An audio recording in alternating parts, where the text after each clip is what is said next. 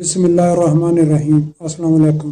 मैं हूं एजाज अहमद। आप देख रहे हैं मेरा यूट्यूब चैनल। आज हम बात करेंगे पाकिस्तान की ताज़ा तरीन सूरत हाल पर। आज हमारे साथ मौजूद है इमरान रियाज साहब। आइए सुनते हैं उनका ताज़ा बयान और जानते हैं आज की बड़ी अपडेट्स। जी इमरान रियाज साहब। नाज़रीन, खैबर पख्तूनख्वा में जब नई तहरीक शुरू की सुहेल अफरीदी साहब ने इस मरतबा, क्योंकि एक मोमेंटम उनको बनाना है इमरान खान साहब की तहरीक को आगे चलाने के लिए, मामलात को आगे बढ़ाने के लिए, खास तौर पे ये लोग जिद्दोजहद कहते हैं कि इमरान खान साहब को जेल से बाहर निकालना है, उसके लिए पाकिस्तान तहरीक इंसाफ जोर लगाती है। गंडापुर साहब ने जब शुरू किया था तो उन्होंने भी एक मोमेंटम आहिस्ता आहिस्ता तहरीक का पकड़ा था और उसके बाद तहरीक आगे चली थी। अब इसी तरह जो मौजूदा वजीर आला सुहेल अफरीदी है, उन्होंने भी काम शुरू किया। तो 4 सद्दा में उनका पहला जलसा हुआ और जलसे के मनाजिर आप देख लें। मैंने जो मनाजिर देखे हैं जलसे के, लोग बहुत चार्ज हैं और ये एस्टेब्लिशमेंट के लिए और हुकूमत के लिए परेशानी वाली बात है। जो एक मायूसी बड़ी मुश्किल से फैलाई गई थी गंडापुर साहब के दौर में, और गंडापुर साहब उसके लिए एक रीजन भी बनते जा रहे थे, वो मायूसी अब पाकिस्तान तहरीक इंसाफ में या खैबर पख्तूनख्वा के शहरियों में कम हुई है। और अब हम ये देख रहे हैं कि गंडापुर का जो लास्ट जलसा था उसके साथ मिलाकर मैं इन वीडियोस और तस्वीर को देख रहा था, तो ये बिलाशुबा उसमें बहुत बड़ी तादाद में लोग आए थे। इमरान खान साहब की कॉल थी, लेकिन उसके इंतजामात से बेहतर यहां इंतजामात थे 4 सद्दा में।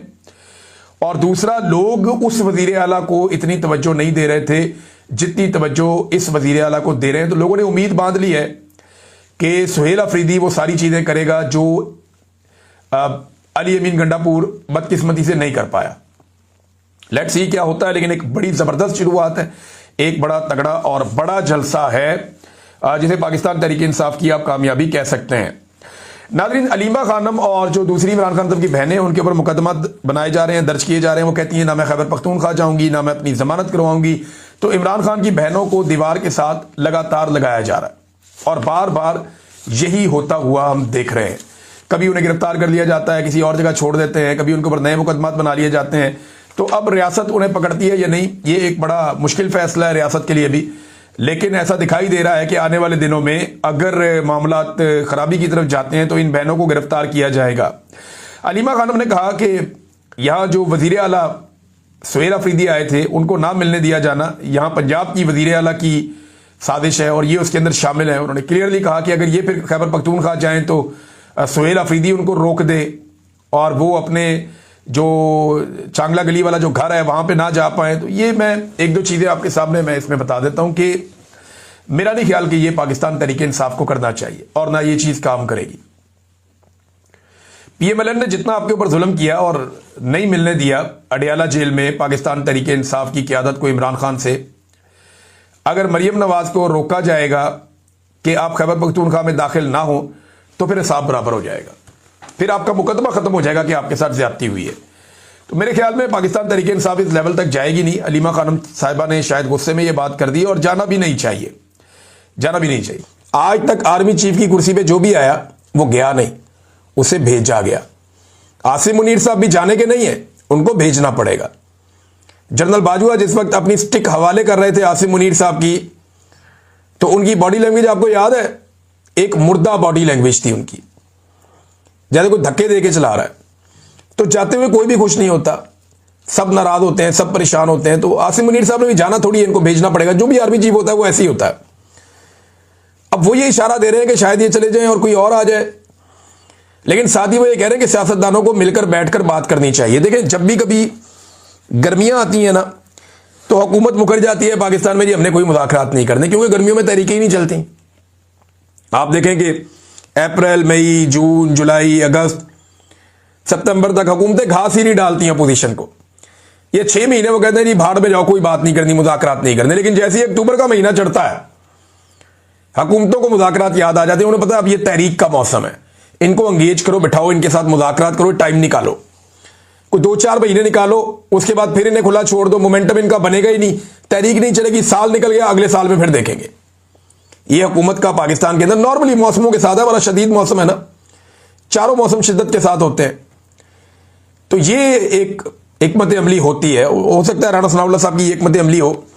खबर एक और है नाजरीन, और वो इमरान खान साहब से जेल में मुलाकातों के हवाले से जो लिस्ट दी गई है। आज मुलाकातों का दिन है, मुलाकात करवा दें तो ठीक है, वरना अदालत में केस भी चला हुआ है, देखते हैं अदालत किस तरह का इंसाफ देती है।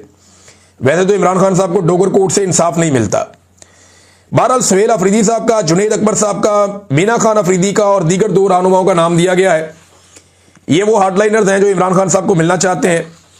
देखते हैं कि इमरान खान साहब से मुलाकात करवाई जाती है या नहीं करवाई जाती, या मामला अदालत में जाता है, अदालत कुछ कर पाती है नहीं, क्योंकि वहां पे एक सिपाही जो है वो अदालती अहकामात को अपने जूते की नोक पे रखता है, और ये एक दफा नहीं कई मरतबा हुआ है। इमरान खान साहब ये कहते हैं, और उनकी फैमिली भी, कि यहां एक कर्नल बैठा हुआ है और वो कर्नल कंट्रोल करता है।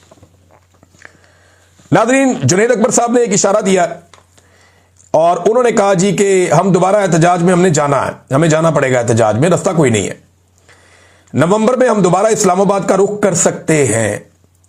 हमारे पास ऑप्शन ही क्या है? जब आप सियासी सरगर्मियां नहीं करने देते, FIRs काटते हैं, हमारे पास कोई स्पेस नहीं है। हमारे वोटर जब मिलने आते हैं तो वो इमरान खान का पूछते हैं, और मुझे इस बात का खौफ है कि लोग कहीं खुद ना निकल आए। ये जनाब जुनैद अकबर साहब ने कहा। अब जुनैद अकबर साहब ने इशारा दिया कि नवंबर में आ भी सकते हैं। कुछ लोग पार्टी में कह रहे हैं जी अभी तक कोई हमारा फैसला नहीं हुआ, लेकिन इमरान खान साहब ने अभी तक कहा तो नहीं, लेकिन वो कह भी सकते हैं। फिलहाल सुहेल अफरीदी साहब ने मोमेंटम बनाना शुरू कर दिया आज से। अब वो निकल रहे हैं आहिस्ता आहिस्ता, मुख्तलिफ जगहों पे जाके वर्कर कन्वेंशंस, कारकुनों से खिताब, उन्होंने एक्टिविटीज शुरू कर दी हैं जो एक्टिविटीज किसी बड़ी तहरीक से पहले आपको शुरू करनी होती है। तो सुहेल अफरीदी ने खैबर पख्तूनख्वा के हद तक ये एक्टिविटीज शुरू की हैं। आखिरी खबर नाजरीन जो मैं आपके सामने रखने वाला हूं वो ये है कि पाकिस्तान में जो भी आवाज उठाएगा उसके ऊपर मुकदमा दर्ज होगा। आवाज उठाना पाकिस्तान में इस वक्त सबसे बड़ा जुर्म है, चाहे आप सेनेटर हैं, रुकन असम्बली हैं, कौमी असम्बली के, सूबाई असम्बली के, आप कोई भी हैं, लेकिन अगर आपने पाकिस्तान में आवाज उठाई जुल्म के खिलाफ तो आपको पीका का सामना करना पड़ेगा, मुकदमात का सामना करना पड़ेगा।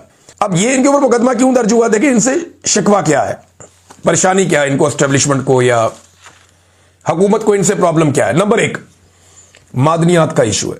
ये उस पर बहुत बात करती हैं कि ये हमारे आम लोगों का हक है, ये मादनियात। आप यहां से इसे चोरी करके ना ले जाएं बदअमनी के बहाने, ऑपरेशन के बहाने। वो ये कहती हैं कि यहां से मादनियात निकाली जाती हैं, तो एक उनका ये मौक़िफ़ है मादनियात का। फिर ऑपरेशन के ऊपर उनका वही स्टांस है जो इमरान खान साहब का है। फिर इमरान खान साहब के केसेस के हवाले से बहुत खुलकर बोलती हैं, उनकी कैद के हवाले से। फिर जाली हुकूमत और फौज के सियासत में किरदार की शदीद नाक़िद है ये खातून। अब क्योंकि इन्होंने रोला डाला, इनके ऊपर भी पीका पे मुकदमा दर्ज हो गया।